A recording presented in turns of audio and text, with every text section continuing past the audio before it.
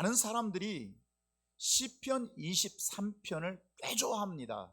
교회 다니고 예수 꽤 오래 믿은 사람은 보통 시편 23편을 암송하기도 하고, 그리고 시편 23편 내용을 보면 굉장히 서정적이잖아요. 서정적인 음률을 가지고 있고 굉장히 목가적이고 평화롭고 마치 어떤 초원 필드를 이렇게 넉넉하게 생각하기 쉬운 그런 연상을 하도록 시편 23편이 기록. 여러분, 그렇게 생각하는 사람은 시편 23편을 제대로 이해하지 못한 사람입니다. 그러니까 생명을 살리고 생명을 지키기 위한 치열한 시간들을 다윗은 보내면서 바로 시편 23편이 기록되었다는 사실. 그래서 3절 보시면 내 영혼을 소생시키시고, 내 영혼을 소생이 뭐는 거죠? 살리는 거죠. 내 영혼을 소생시키고, 인간은 살기 위해서 생명에 필요한 존재입니다. 살기 위해서. 죽고 싶어서 태어난 사람이 없습니다.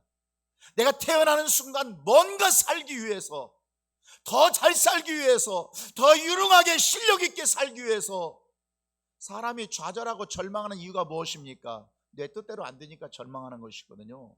내 뜻대로 안 되니까 좌절하거든요. 잘 되면 그냥 뭔가 폼을 좀 내볼 텐데 말이죠.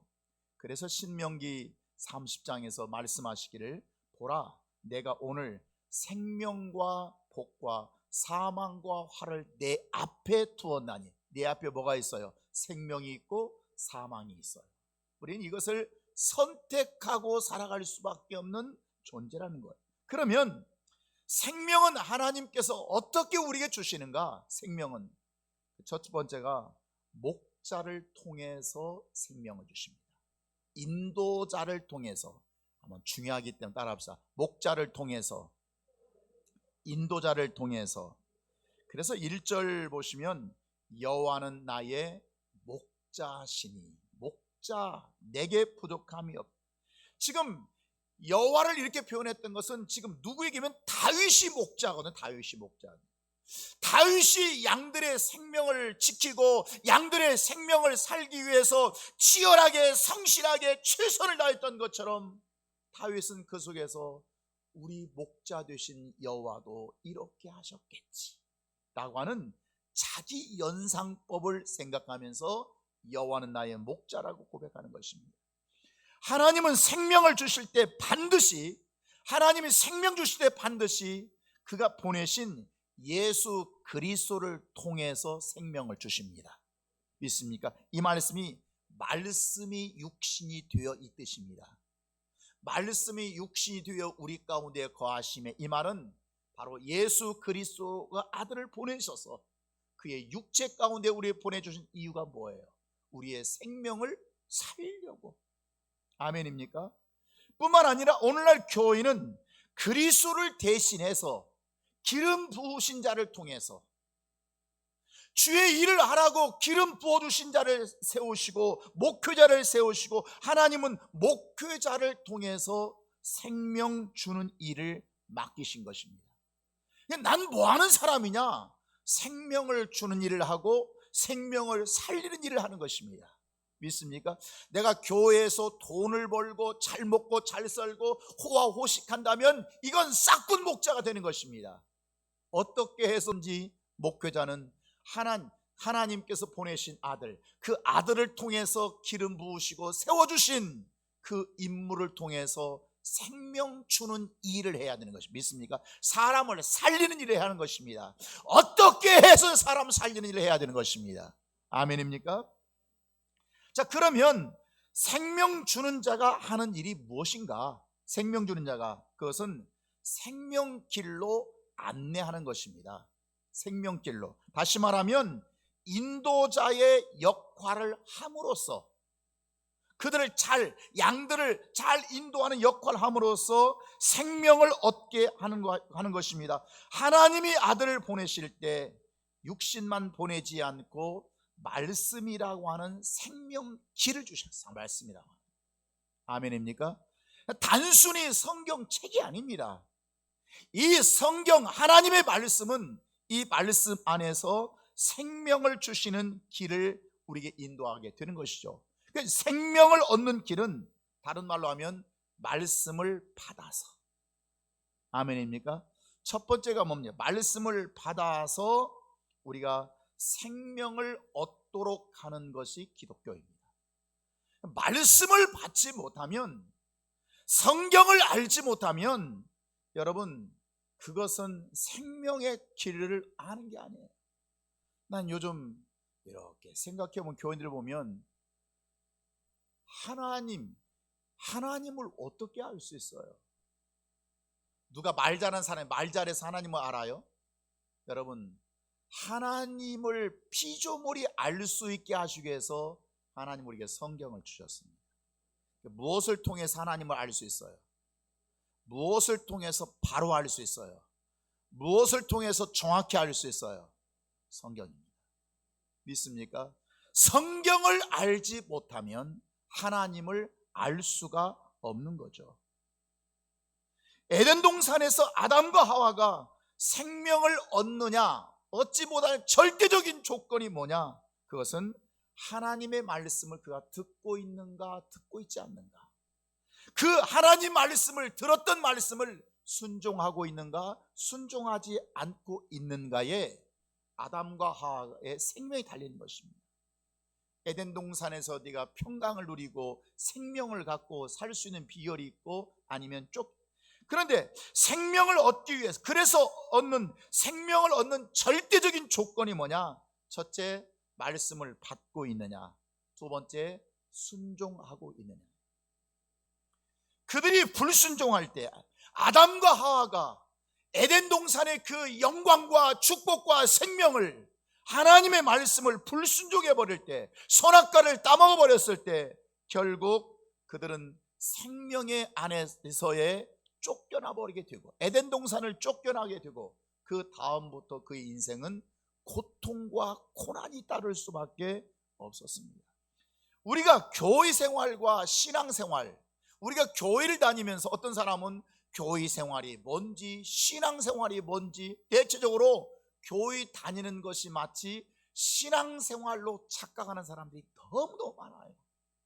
교회 생활, 신앙 생활 그냥 그렇게 생각을 해요. 여러분, 교회 생활과 신앙 생활은 전혀 다른 생활입니다.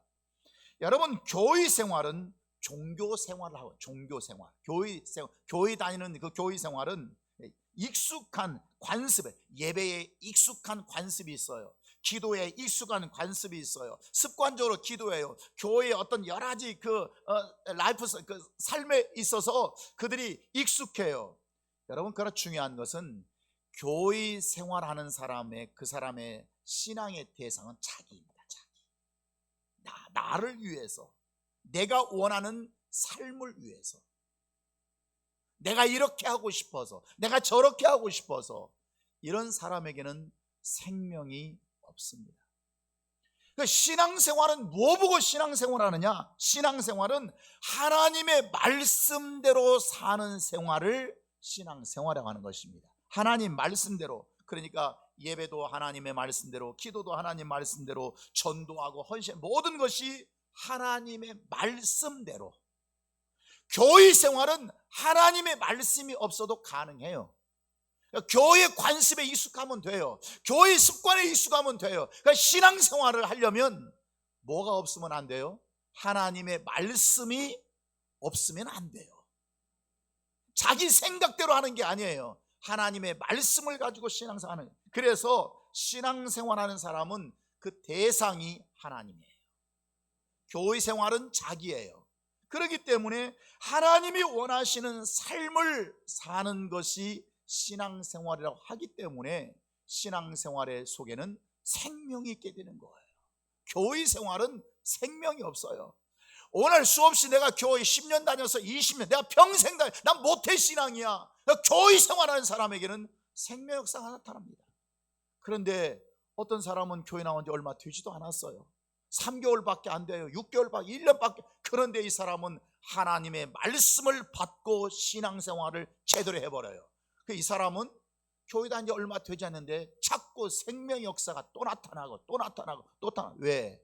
그가 신앙의 대상이 하나님이기 때문에, 하나님의 뜻대로 살기 때문에 그 역사가 나타나게 되는 것입니다. 그래서 이 고린도 후서에서 말씀하시기를 다 같이 한번 읽어볼까요? 시작. 너희는 믿음 안에 있는가? 너희 자신을 시험해보고 너희 자신을 확실하게 증명해봐라. 예수 그리스도께서 너희 안에 계신 줄 너희가 스스로 알지 못하느냐? 그렇지 않으면 너희는 어떤 자라고요? 버림받은 자. 여러분, 버림받았다, 하나님께로부터 우리가 버림받았다고 하는 것을, 버림받은 자식을 뭐라고 하면 호로자식이라고 합니다. 옛날 시골에서 호로자식 없는, 부모 없는 자식, 애미 없는 자식을 호로자식이라고, 이렇게 저런 호로자식, 이렇게 시골 사람들이 그렇게 욕을 했다고요. 그러니까 애비 없는 자식이 뭐가 문제냐면 이래라 저래라 훈계하는 사람이 없어요. 야 이놈아 그러면 안 돼, 그러면 안 돼, 이렇게 해야 돼. 누가 가르쳐주는 사람이 있어야 되는데, 애비 없이 자란 사람은 어떤 현상이 생기죠? 누가 그를 책망하고 지적해줄 사람, 야단쳐줄 사람이, 엄하게 다스릴 사람이 없다는 거예요. 오늘 믿음이 없는 자들, 그래서 우리가 하나님께로부터 버림받은 자의 삶을 사는 사람들이 어떤 사람이에요? 애비 없는 자식이에요. 부모가 없는 자식이에요. 내가 나를 훈계할 수 있는 성령이 계셔야 되고, 나를 책망할 수 있는 하나님의 말씀이 있어야 되고, 그 준엄하신 하나님 앞에 서야 되고, 때론 예수님 같은 품성으로 나를 끌어안으면서 야 이놈아 네가 그렇게 살면 되겠느냐, 그런 사랑이 있어야 되는데 전혀 삼위일체 하나님을 느끼고 살지 못하는 것, 여러분 이것이 바로 버림받은 자가 되는 것입니다. 그러니까 결국 교회 생활한다, 교회 생활, 익숙한 종교 생활, 지금 신앙생활이 아닙니다. 이런 사람들은 그 속에 믿음이 있을까요, 없을까요? 있을까요, 없을까요? 있어요? 없어요. 없다고 인정해버리세요. 여러분, 믿음이란 뭐가 있어야 돼요? 그 앞에 뭐가 있어야 돼요? 하나님의 말씀이 있어야 돼요. 그 말씀을 믿는 걸 믿음이라고 하는 것이지, 나 혼자 뭔가 열심을 가지고 열심 떠는 것을 성경은 단 한 번도 믿음이라고 말하지 않아요. 하나님의 말씀을 믿는 것을 믿음이라고 하는 거예요. 그러니까 교회 생활하는 사람은 종교 생활만 익숙할 뿐이지 그 안에 믿음이 없어요. 그러니까 믿음이 없다고 하는 것은 그 안에 예수가 없는 거예요. 그 안에 하나님의 예수가 없다고 하는 것은 그 안에 하나님의 아들이 없는 거예요. 여러분, 하나님의 아들이 없는 자들을 무엇 때문에 하나님께서 우리를 상대하시겠습니까? 많은 사람들이 이 착각 속에 빠지게 되는 거예요. 하나님은 인간을 상대하시는 분이 아닙니다. 다 같이 한번 시작. 하나님은 인간을 상대하시는 분이 아니다. 하나님은 인간을 상대하시는 분이 아니라 인간 안에 계시는 아들을 상대하시는 분입니다.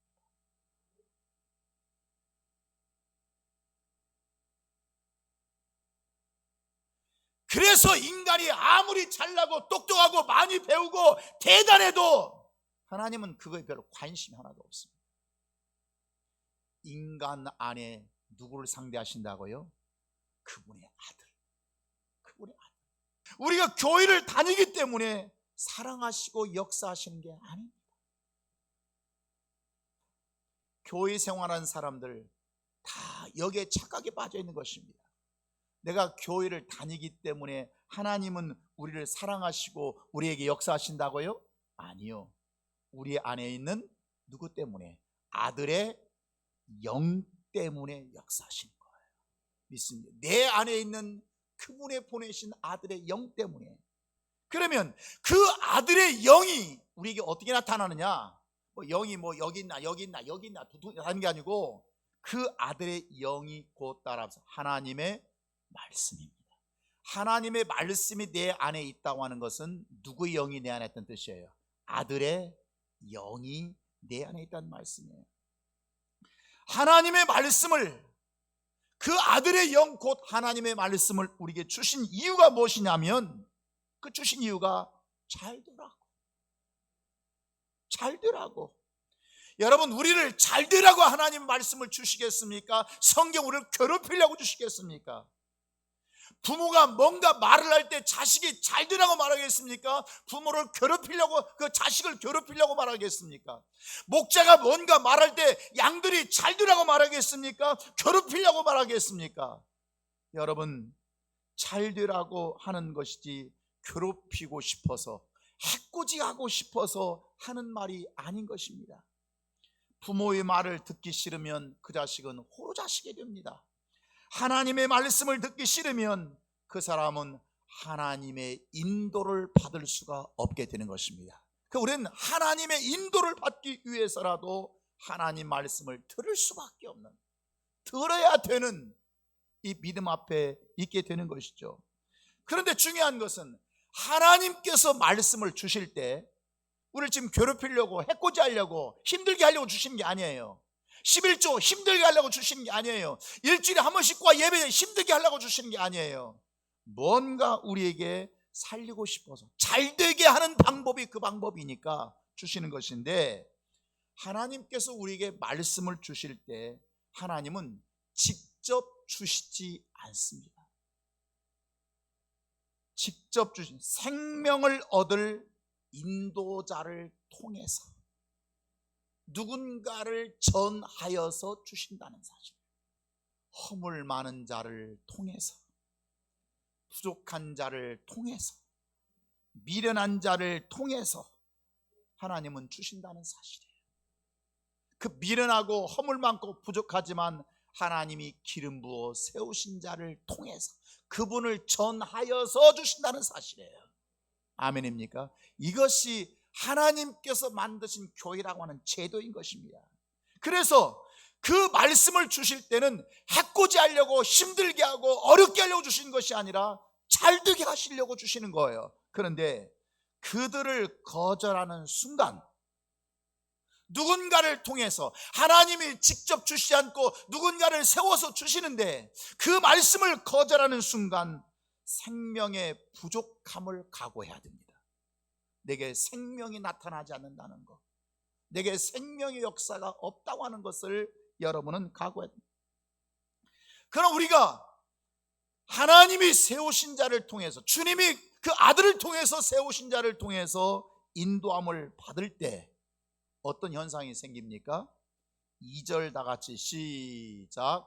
그가 나를 푸른 풀밭에 누이시며 쉴만한 물가로 인도하시는 도다. 아멘입니까? 누가요? 그가 누구예요? 목자가, 양들을 지금 치고 있는 목자가, 그 지금 들판에서 다윗이 그가 나를 푸른 초장에 누이시며 쉴만한 물가로 인도하신다. 그 푸른 초장이란 뭡니까? 바로 양질의 풀을 얘기하는 거예요. 그걸 목자는 알아요, 몰라요? 모릅니까? 목자는 압니다. 양질의 풀, 기름지고 건강한 풀, 풍성한 풀.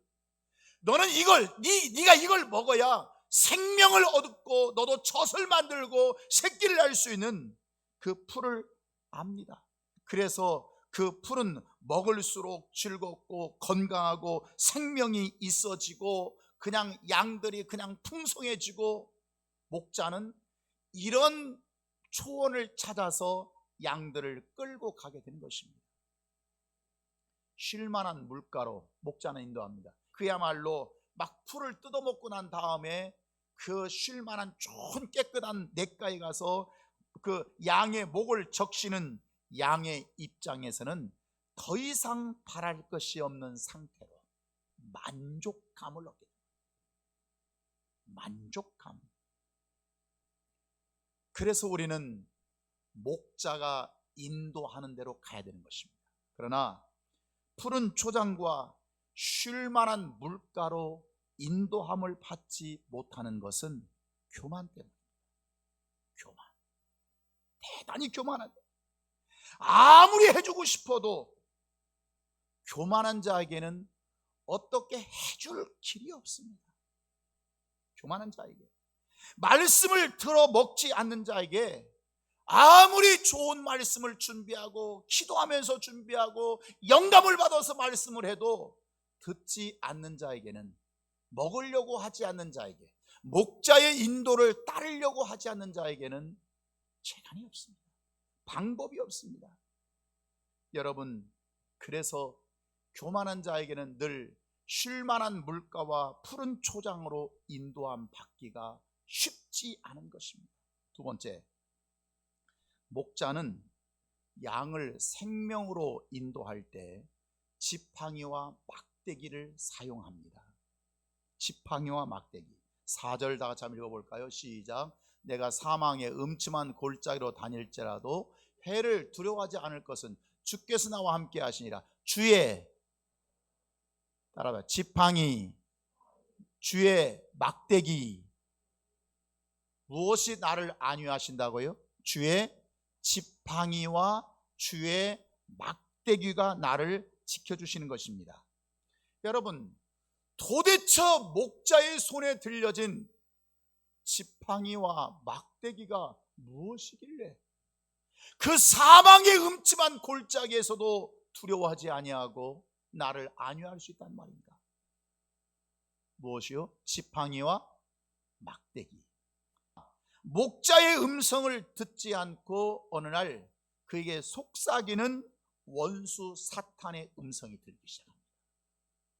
그 마음속에 들리던, 그래서 마귀에게 속아서 목자가 인도하는 정상적인 길을 가지 아니하고 그 길에서 이탈해 버립니다.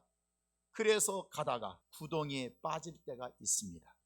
자, 계곡의 구덩이에 빠져서 헤어나지 못할 때 양을 살리는 방법은 지팡이의 둥그러운 부분을 가지고 양의 목에 걸어서 끄집어내는 방법밖에 없습니다. 여러분, 양을 지금 끄집어낼 때 양의 목이 얼마나 예민한 부분입니까? 목을 잡아 빼는 거거든요. 갈고리에 걸어서 얼마나 아프게 했어요. 질질 끌어서 올리하는 그 통증. 양은 그 몸무게가 있으니까 축 늘어질 거 아닙니까? 그 다음에 계곡에 빠졌으니까 얼마나 두렵고 힘들게, 여러분, 양이 힘들겠어요. 그냥 바둥거리다가 목자에게 발견돼서 끌려 나올 때 그 두려움, 고통, 그 죽어버릴 것 같은 아픔, 이게 양이 경험하고 있는 현실인 것입니다. 원수에게 속지 않았다면 여러분, 그럴 필요가 없었는데 그 원수에게 속아서 빠졌다는 그 고통이 얼마나 큰지, 그래서 내가 만나는 이 현실과 고통과 아픔이 너무 클 때 목에 건 지팡이의 고통은 양을 더 두렵게 하고 양은 나오려고 하지 않는 것입니다. 그래서 이 목자는 어떻게 해서든지 저 양을 살려야 되기 때문에 더 냉정할 수밖에 없고 더 냉혹할 수밖에 없고 매정하게 혹독하게 그를 낚아채서 끌어올릴 수밖에 없는 것입니다. 양은 목이 조여오고 숨을 쉴 수 없도록 고통스럽고 괴로워도 양은 목자의 지팡이를 믿어야 됩니다. 이걸 믿지 못하면 살지 못합니다. 두 번째는 막대기입니다. 따끔하게 깜짝 놀랄 정도로 막대기를 후려쳐서 그냥 양들이 막 깜짝 놀라도록 그냥 깜짝 놀랄 수밖에 없는, 그래서 방향을 틀 수밖에 없도록 사용하는 것이 막대기. 지혜로운 사람은 막기 전에 깨닫는 사람입니다. 아마 양이라고 하는 것은요, 방향 감각도 없어요. 보호 본능도 없어요. 목자가 필요한데, 그래서 양들은 목자의 말을 잘 들어요. 그냥 잘 들으면 돼요.